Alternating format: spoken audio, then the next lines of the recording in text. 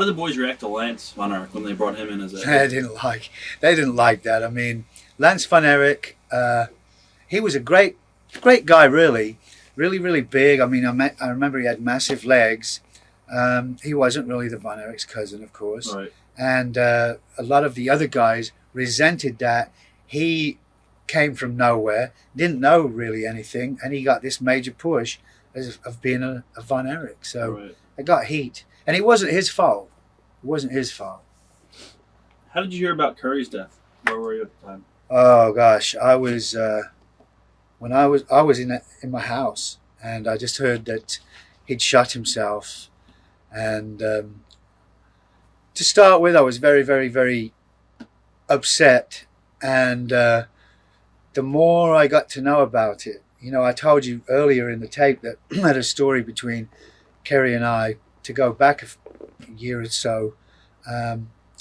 We held a surprise birthday party for him. It was in February sometime at the Kopinski Hotel. His wife said, "Come on, Chris, you've got to come." And everybody got drunk at the party. It was a big surprise birthday party. And I ended up sleeping on the bed with his wife. On the bed, you know, it's just like woke up. And he thought that was funny. Anyway, at this time, after the death of Kerry, I found out that he'd been having an affair with my wife, but it was a real affair, not a, yeah. Right. Yeah, I heard that they did things on a tanning bed and all stuff like that. I thought I'd tell you, I'd give you something meaty. But it's true. And that didn't really come into it. But, you know, when I saw my wife crying at the funeral, trying to almost dive into the coffin, it was like, oh my God, I saw that on TV. So, you know, it had all come true by that time. It was like, oh, I see. But I wasn't, apart from that, to put that to the side, I wasn't very happy with what he did because he left 2 children.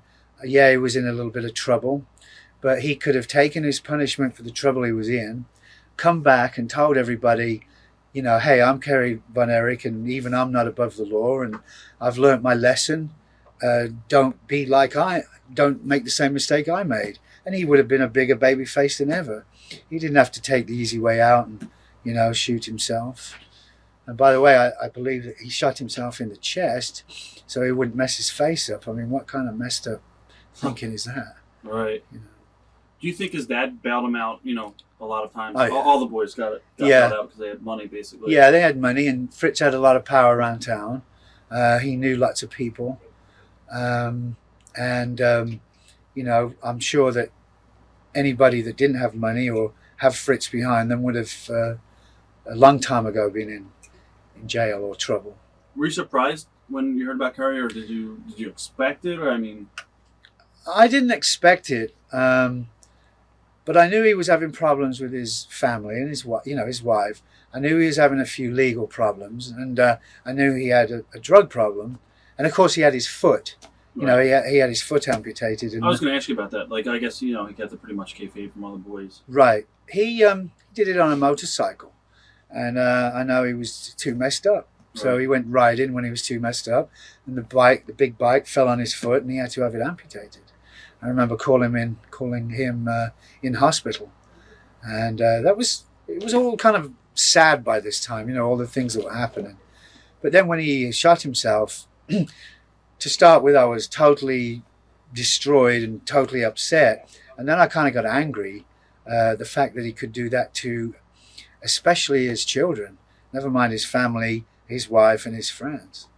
You know, so I wasn't too keen on it at that time. Did like Fritz feel responsible, or was he blinded, or? I don't think Fritz felt responsible for anything. I think Fritz put himself above all responsibility, and whatever Fritz said he believed was right. And I think that was probably his big downfall. You know, I mean, it's easy for me to say, you know, anybody can say things are wrong with something, but I mean, in a way he was a genius guy, and in another way I didn't like the way he was, but I don't think he felt responsible, even though he probably was. Right. Who were some of the other guys that you worked with in the territory at that time? You mean at this? Around this time?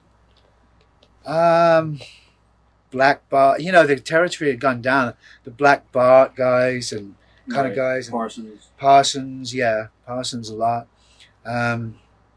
Nobody really outstanding. Right. The Samoans came in, I remember. Samoan SWAT team. Yeah, Samoan SWAT team. How'd you wind up going to Memphis? Well, USWA bought out World Class Right. Wrestling, and I remember Jerry Jarrett bought WCCW from Fritz, and then they wanted me to go back again. And I remember the time I did go back, I walked down the aisle and got a standing ovation. It was like, they're back. He's back. Right. And it brought a new life to the Sportatorium. It brought, Jerry Lawler, Jeff Jarrett. The Memphis way of doing things was a little different than we'd been used to in Texas. Texas people, they like that hard, smashing chairs over their head, blood fight, And I believe at that time, Memphis was more into the gimmicky type of matches, that was good, but it was good for Memphis. And so they were kind of pleased to see me come back in the scene.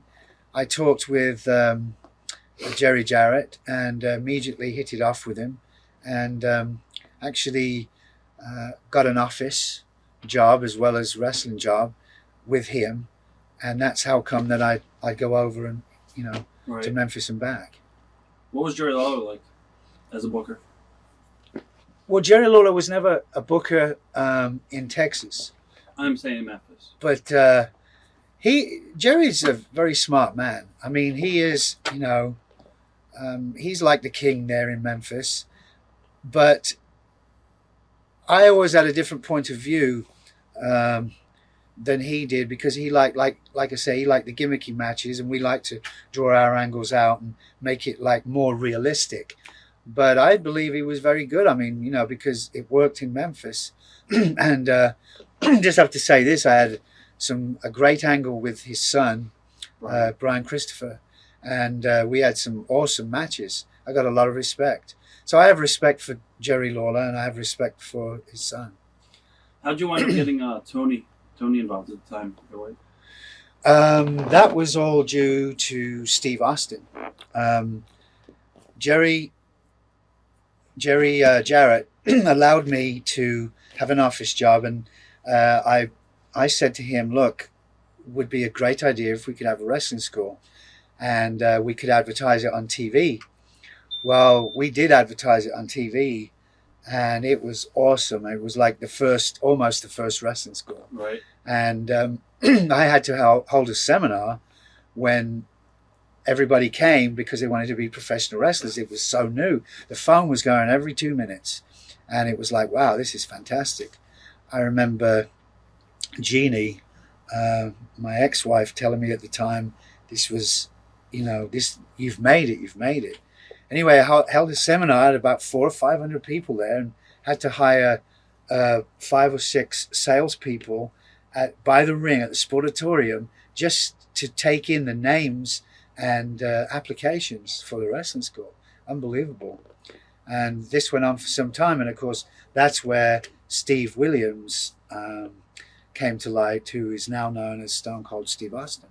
Watch thousands of exclusive shoot interviews right now on TitleMatchNetwork.com.